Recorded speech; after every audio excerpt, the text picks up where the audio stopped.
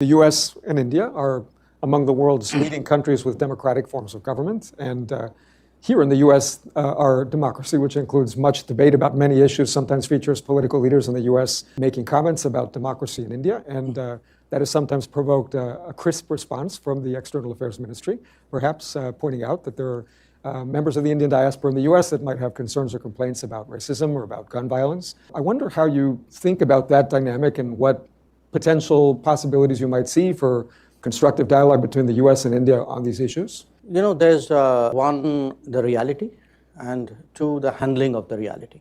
What's the reality? The reality is the world is very globalized, and as a result, the politics of any country doesn't necessarily stay within the national boundaries of the country. Now, the United States, of course, makes a special effort to ensure it doesn't. You know, that's part of how you've conducted your foreign policy over many years.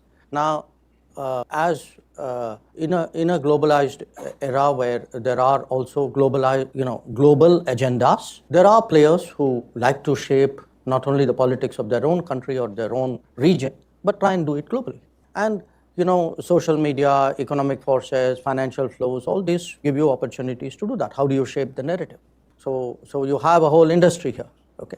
So you write up reports about people, you rank people, you spotlight countries. That's the game.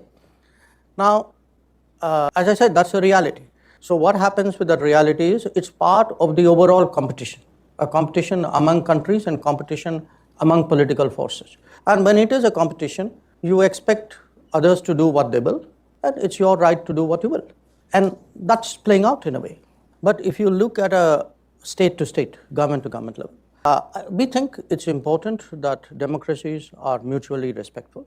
It cannot be that one democracy has a right to comment on another, and that's part about promoting democracy globally.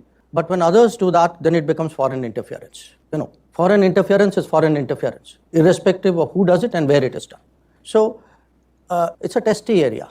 And my personal view, which I have shared with many counterparts, is, look, you have every right to comment, but I have every right to comment on your comment. So don't feel bad when I do.